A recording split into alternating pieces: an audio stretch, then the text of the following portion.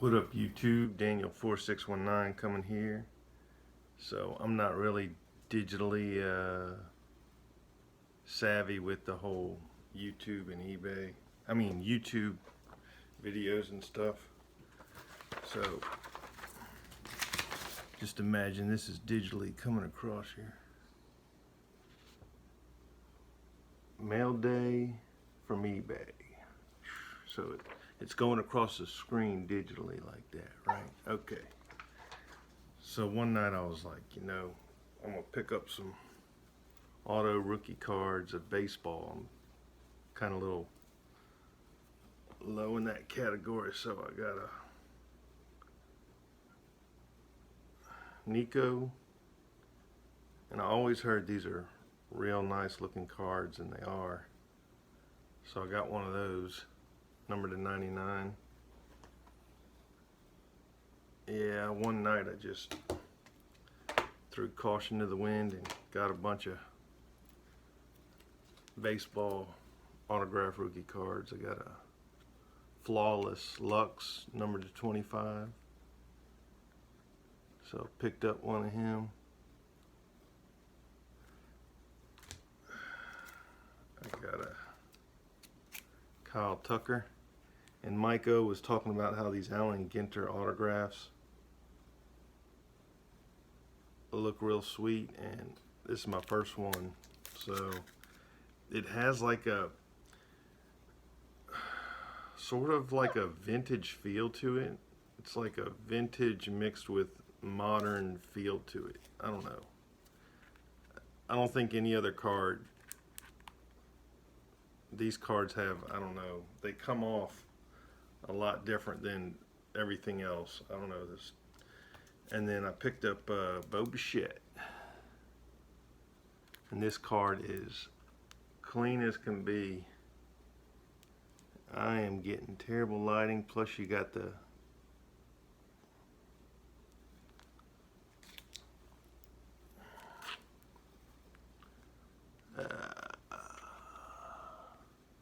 this is the team bag or whatever they call it. So also, like I picked up a Eloy Bowman's Best rookie card autograph, and I don't have it to show, but I'll get to that. Darrington Evans, I don't know if I showed this off, but I picked up Derrick Henry's backup running back. 2020 Immaculate. I love the acetate. Those they pop real nice. They're real clean, as long as the autograph's not smeared. But gosh, I don't know if I showed this one or not either. Again on the Titans, numbered to 25. That's his sophomore autograph card. So yesterday, going on to the card show pickups. All right, that came across your screen digitally, So it's been a long time since I went to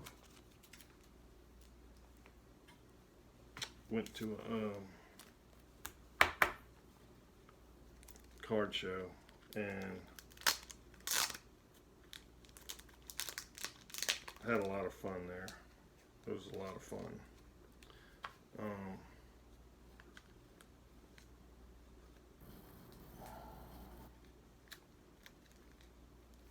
So I go in there and I'm just kind of make a quick circle around the whole place. There was actually a lot more tables than I thought.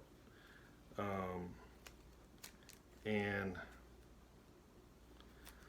so there was like a lot of 30 and 40-year-olds. I don't know if I saw any 20-year-olds there, maybe a few.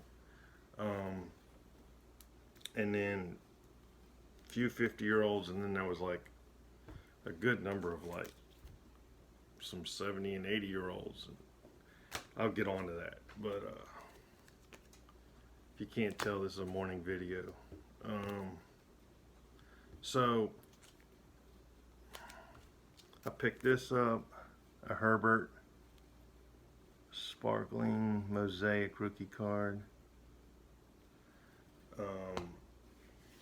And so I went around, I looked at some value boxes. I should have looked more into those. I don't know, I just get drawn to the cases or whatever, but I didn't see any burrows there.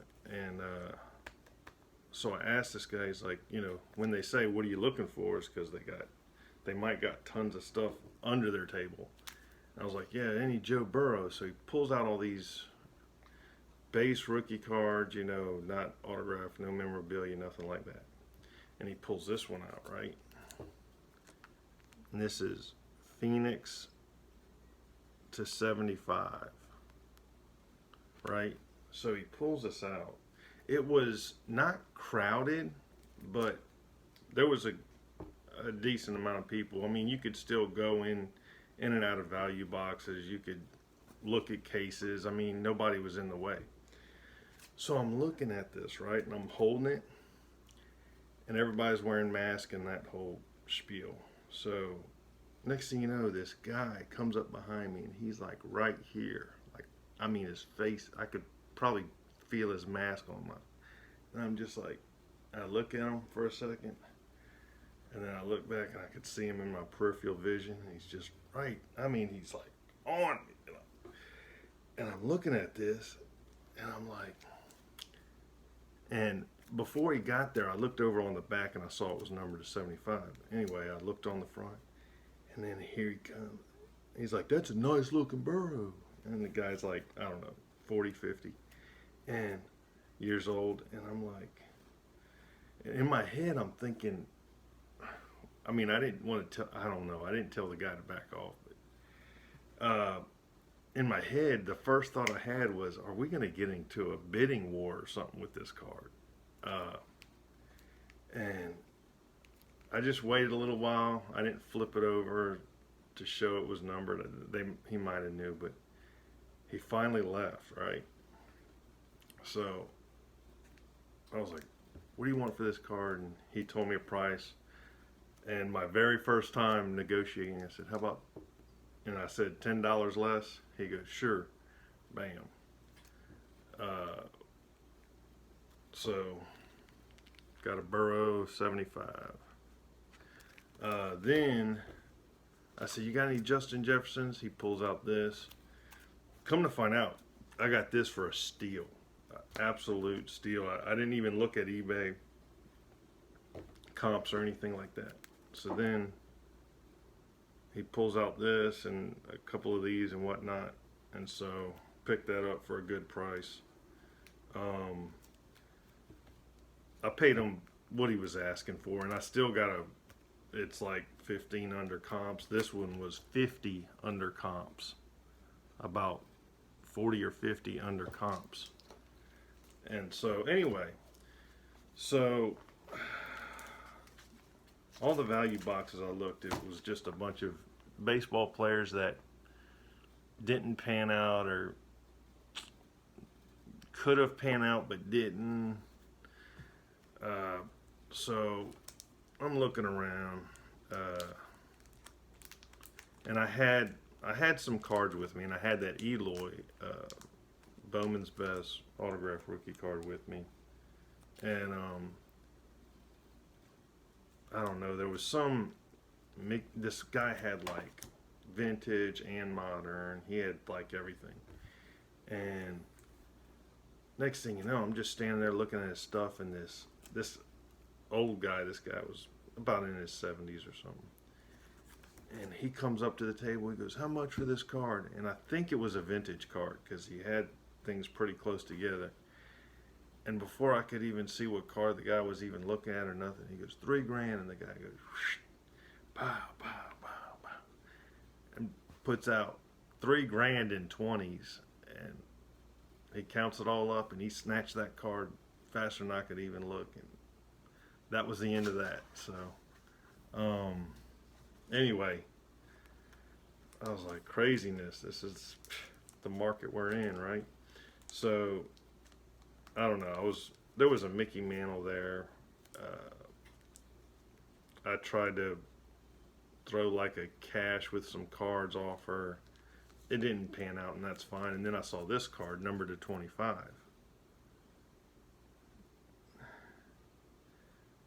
DK Metcalf to 25.